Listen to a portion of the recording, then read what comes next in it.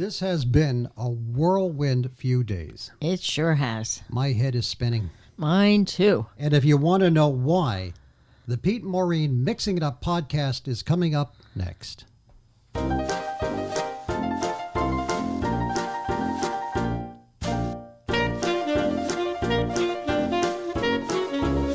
Well, hello everybody. I'm Pete. And I'm Maureen. And this is the Mixing It Up with Pete and Maureen podcast, where every week we get together in our dining room with a drink and we talk about whatever it is that's on the top of our heads or comes out of our backsides. And you may be wondering what the reference was at the beginning of the show.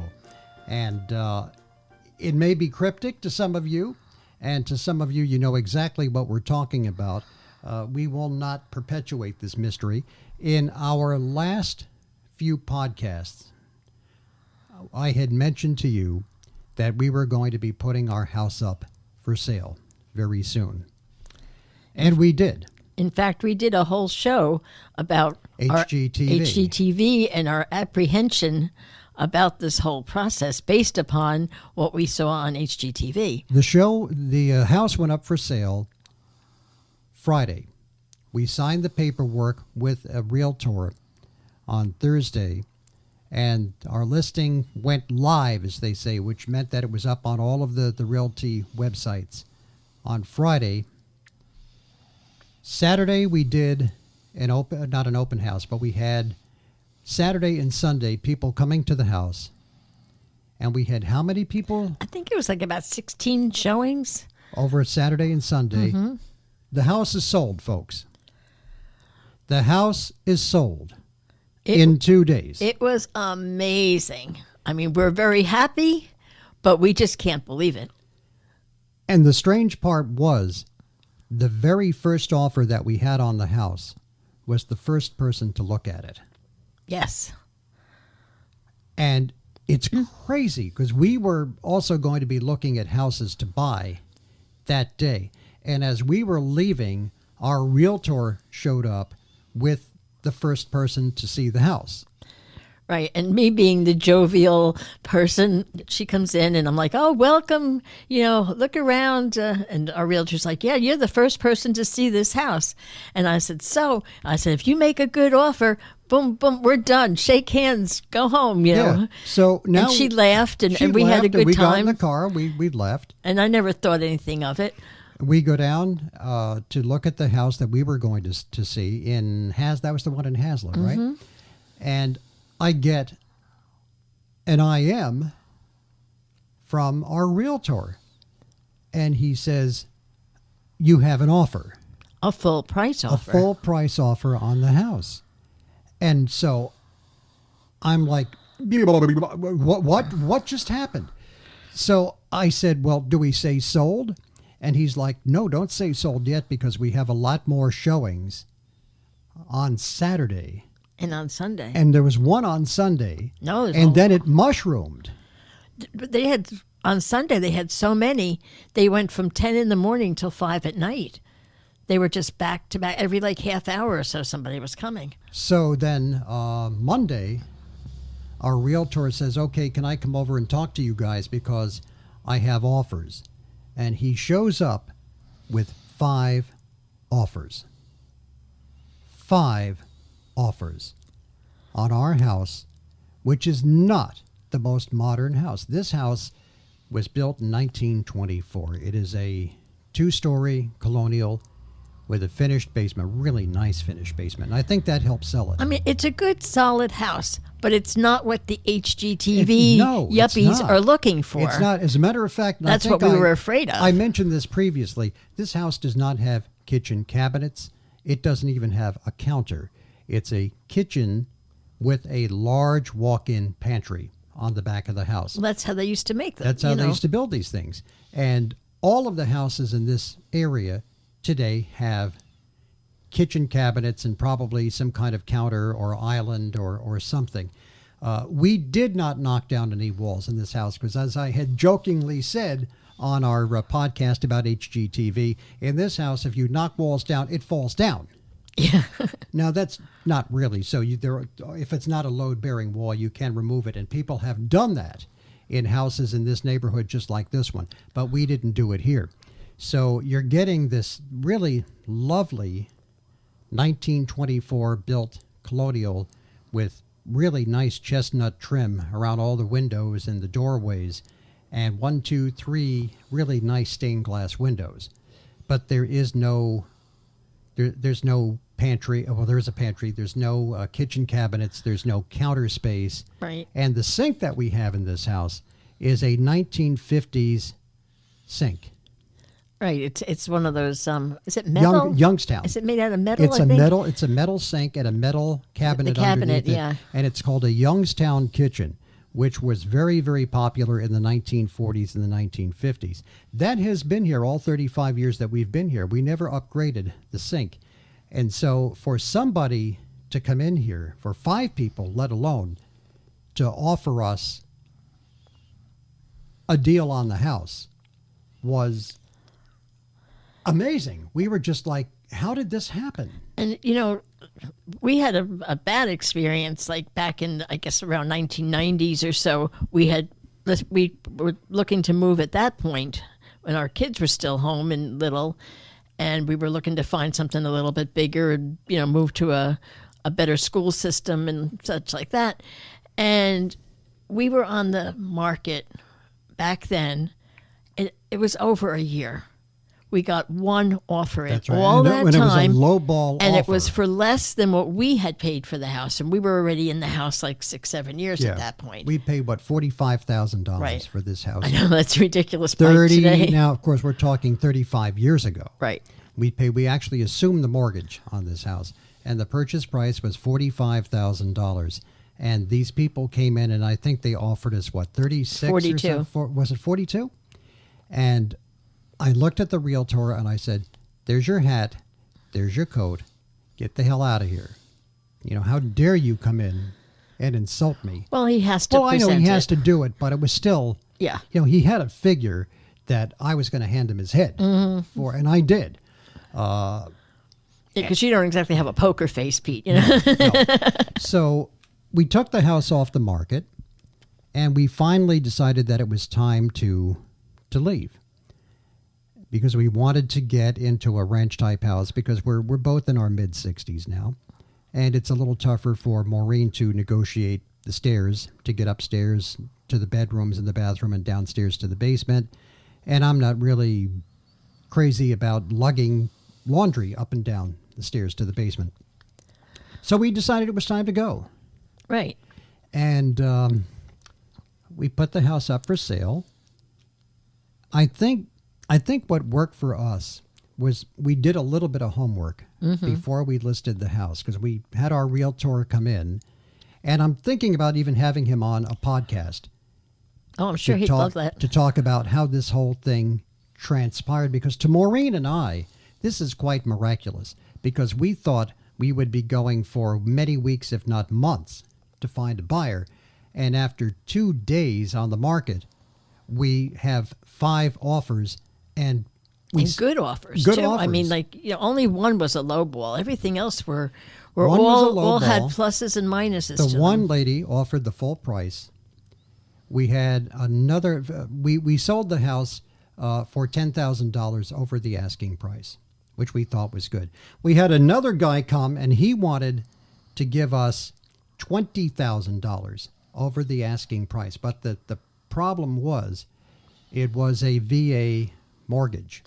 Right. Now, which is wonderful if you're a veteran, vet, it's great for you because you don't have to put any money down. And those guys certainly deserve anything that they can get to make home buying easier. But as a seller, it's not good. No, because what they do is they break your balls. Randy, you're breaking my balls here. Well, better late than never. They break your balls. They come in because the federal government is putting up the whole enchilada. They're basically buying it with nothing down or a very, very small down payment. And so the federal government comes in and they break your balls.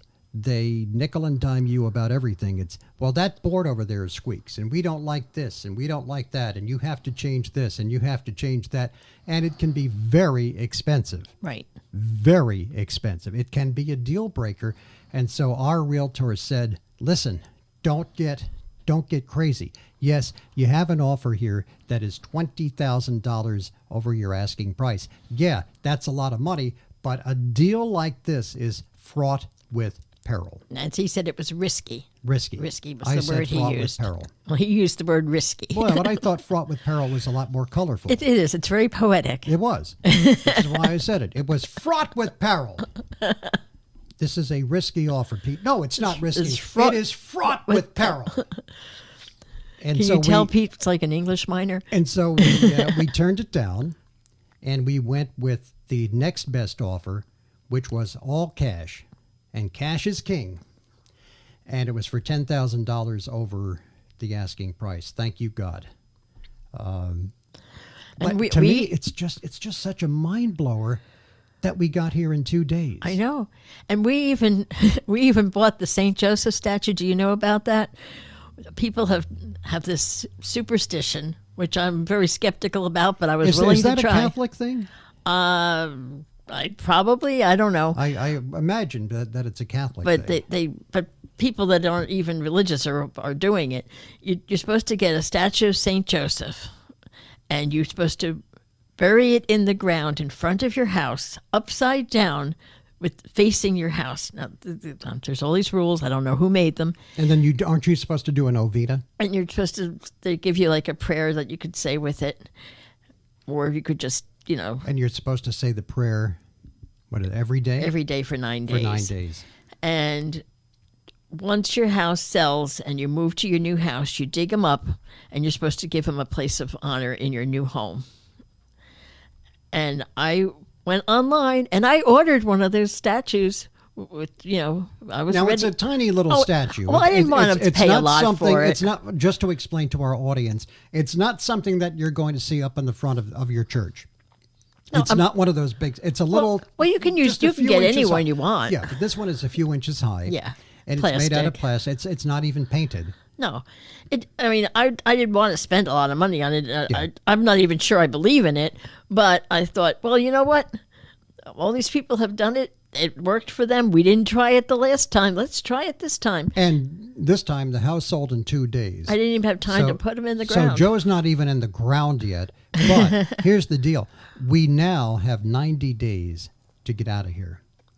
And so we have to find a home. And, of course, this now becomes a matter of, our lawyer looking at the contracts and the buyer's lawyer going through stuff.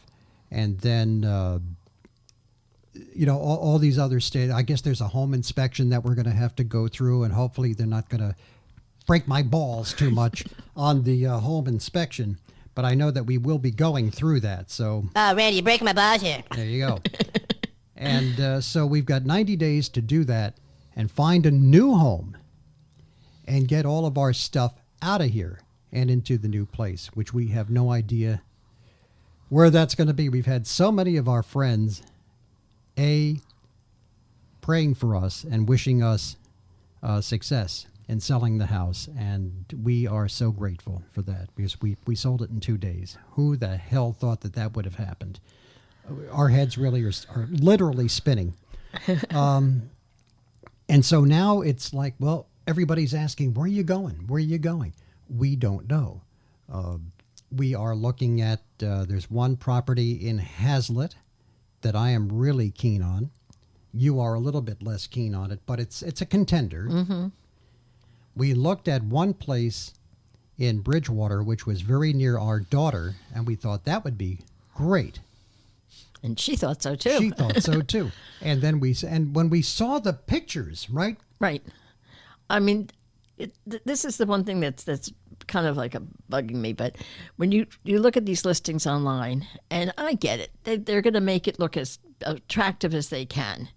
But this house, I mean, if you saw it, you would think, oh, I would buy it. And they flipped it. Sight unseen. This was a flip house. A flipped house. So everything, all new floors, freshly painted, updated heating system, central air, all the stuff that you want. And I thought, oh, this is it. It's near Kimmy. We're going to be good. Well, we went to see it, and what a disappointment. Yeah. I mean, we have. I'm not even being picky about like stuff. You know, I'm willing to purge things. I know we're downsizing. We're going to get rid of a lot of stuff. I'm aware of that. Yeah. We've already gotten rid of a lot of stuff. But this house, the closets were like microscopic. I mean, what part of the problem with this house that we live in now is that we could use more closet space. Well, this one was even smaller, the closets. And the closets had no poles on them to hang anything on. Right, so you'd have to like outfit the inside of the closets to be able to hang clothes in or whatever. No basement. The only place to store like things like your Christmas decorations would be a pull-down stair up to the attic. Yeah. It just wasn't a good buy. No, it looked good on paper, and then when we got there, it was disappointing. So now we've got some other properties that we are going to be looking at. We are recording this podcast on Tuesday evening, the 14th of the month. And tomorrow we have an appointment to look at a very promising place in West Orange. And then on Thursday, I think we're going to Edison and maybe Woodbridge. Mm-hmm. Depends if she can get them everything lined up. You know, what's available. And there is also another place that is up for sale in my hometown, not only in Old Bridge where I grew up, but in the housing development that I was raised in. And Ed Popolarski is one of our regular listeners, and Eddie and I lived catty corner across from one another in Madison Park. And Nick Googie, if you're listening, if any of my old pals from Madison Park are listening, we have an opportunity to go back to Madison Park. We found a place there that is in the right price range. The place is gorgeous. It is gorgeous. The people that took over this house, these houses were built in 1955. So they're typical mid-century houses with full basements. And they've done incredible stuff. They went with the open concept. They took down some walls, recessed lighting. It's just gorgeous. And it's an opportunity for me to realize my dream, which is to go back to Madison Park. But I keep warning you. Maureen keeps warning me. Go ahead. That, you know, it sounds really good. And, you know, I get it. It warms the cockles of your heart. It does. But when you go back there, Eddie's not going to be there. Everybody's Steve's not going to be. Everybody's gone. They're all Donna, gone. Julie, you Nick, know, your neighbors, the people Pepsons. that knew you, they're all gone. They're all gone or dead, or you know, just moved away. Yeah. And not only that, but like, you know, you're going to meet people that maybe are living in those houses now, and you're going to walk in and it's like, this isn't Steve's house anymore. Yeah. What did they do that for? Eddie, the bar that used to have, it's gone, you know. And you're going to be outraged. I'm going to be looking for Mr. Popolarski, Ed's dad, who was very often working on his car. He used to wear a T-shirt and always had a cigar in his mouth. And he was a wonderful guy. Ed and Millie Popolarski. And Tina. They had a Chihuahua named Tina. And Mr. Popolarski was forever working on the Hudson. They had a big green Hudson with a straight eight-cylinder engine. And Mr. P was always working. And they also had a Mercury, as I remember. I think it was a Monterey or something. And I know I'm going to be driving around the neighborhood and where's Mr. Popolarski? Where's Mrs. Popolarski? Where's Ed? Right. Where's Nick and Donna and Julie Googie? Where's Linda Messenger? Where's and they're not going to be. And it's gonna be hard. And these people don't know who I am coming back to Madison Of course not. Park. You know. And like I was telling you, I The kind of had legendary Pete Torriello returns to the scene of his youth, and nobody knows. But I had a similar thing because when we got married, we moved down more or less to your neck of the woods because of where we were both working at the time, and it was kind of a midpoint. I was working up this way, you were working down the shore. It was a good in-between part. And then eventually when we moved up here to Irvington, I was kind of moving back. It wasn't my neighborhood, but it was certainly closer to where I grew up and to all my friends and stuff. And the same thing, I came up here expecting, oh, now I'll be able to get together with this one and that one. Well, life moved on, Didn't happen. and it didn't happen. And I was a little let down, to tell you the truth. And I'm just trying to. I love you so much. I'm just trying to save you from that. I know. I have probably an over-romanticized version. I will tell you what my ultimate dream was, friends. My ultimate dream was to actually go back and buy 60 Princeton Road. I know. Which is the house that my mom and dad bought in 1955. We moved from Newark. We had a home, three family home on Hanford Street. My mom was the owner and the landlord, and they left Newark in November of 1955. And they bought the house in Madison Park, and I lived there from 1955 until I married Maureen in 1976. Although I have to say, I was kind of an absentee resident between 1972 and 76 because I went off to Seton Hall University, and even though I was a commuter student, by 6:37, 7 o'clock in the morning, I was out of the house and didn't come in usually until very late in the evening. So if I wasn't in class, I was over at the radio station, and if I wasn't at the radio station, I was with Maureen. So it was like from 1972 to 1976, Pete wasn't even in Madison Park. Right. Maybe you saw him pulling out of the driveway or coming in late at night, but that was it. But 1976, when we married, that was the end of Madison Park for me, and then we lived in Sayreville for a while in a really nice garden apartment. And then we had a house in Cliffwood Beach, which was a little 2-bedroom bungalow. And then 35 years ago, we bought this house here in Irvington, and it has served us well. It's going to be hard to go. It will be, but I'm so excited about not having stairs to contend with and being able to start afresh and redecorate, and I'm excited. Our son was over this evening, and I was sharing some of my thoughts with him. And it's kind of hard because for me, it's an emotional issue. Mm-hmm. I'm all big and bad now. Wait till moving day, then I'll probably be a puddle. But right now, I'm okay. I'm very sentimental. I'm a very sentimental guy, and that's what I love about you. There were times, believe me, when we wanted to get out of here. There were times that we just wanted to leave the keys in the door and say, "See ya." But we stuck it out. We stuck it out through the ups and the downs, and now it's over. And I remember when we bought this house, the day that we moved in, it was another whirlwind day because we closed on the house that we sold, and we closed on this house on the very same day. And we had to do the move on the same day as well. On the same day, too. Because we needed the money from the first house to be able to put down on this house. Yeah. And we couldn't get into one until the other one had closed, and it was just, I don't know how we did it. And we had two small kids. We were young. And we had two small kids besides. Remember, we were, 28, 29 years old when we came here. We're 66 now. Shh. And so, it's going to be bittersweet. I know I'm going to lose it. I'm almost losing it now. Aw. You'll be fine. Just what I think will help me is once I'm excited about where we're going, once I know where we're going and I'm excited about that, it'll be better. It will be. It will be. But it's going to be hard. But it's just so blinding to the two of us that in 2 days it was sold. Yeah. I keep going back to this HGTV. I mean, on a house that really needs some updating.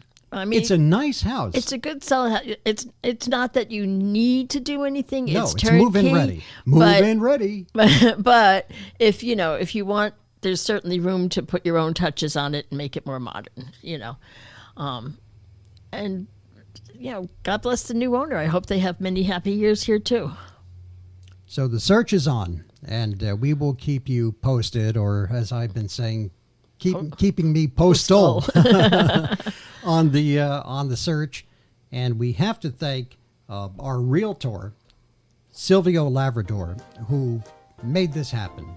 Silvio was just unbelievable, and he's now working to help us find a new place. But we're going to have him on, I think, because he loves to talk. He likes to talk. And I think, part of what helped sell our house was that we made some repairs to the pantry ceiling, the pantry walls. We put a new ceramic tile floor in the pantry. We had a laminate floor in the kitchen, and we put a new ceramic tile floor over that. And our basement is also a finished basement with recessed lighting in the ceiling. Again, ceramic tile floor throughout, and it's just a great man cave. And I think some of those things help put it over the top. I think so. And we didn't have to spend a lot of money on big renovations, on cabinets, on counters. We didn't even replace the 1950s Youngtown sink, and the place still sold. And I'm sure Silvio will be able to tell you more about how he managed to pull that one off. So Silvio, God bless you for getting that done, and you owe me a bottle of wine, and we'll keep you posted. Again, thank you so much for all of your prayers and all of your good wishes. For now, I'm Pete. And I'm Maureen. And we're off the radio. Goodbye. God bless you. Thank you. Thank you for listening.